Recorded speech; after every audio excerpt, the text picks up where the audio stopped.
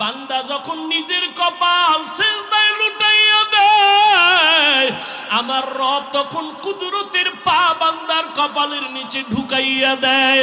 মায়ার নবী সিজদায় পড়ে কাঁদেন। আম্মা জান আয়েশা বলেন, আমি পর্যন্ত বেকারার হয়ে গেলাম। মনে হয় নবীর এই নামাজগুলি জীবনের শেষ, নবীর জীবনের শেষ নামাজ।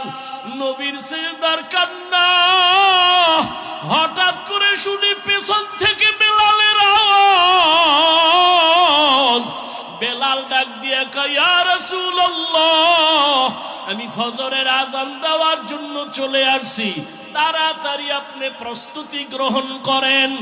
আযানের সময় কাছাকাছি চলে আসছে, ফজরের সময় অতি নিকটবর্তী। আম্মাজান বলেন, নবী মাত্র প্রথম রাকাতের প্রথম সিজদায়, এখনো কান্না। ওদিকে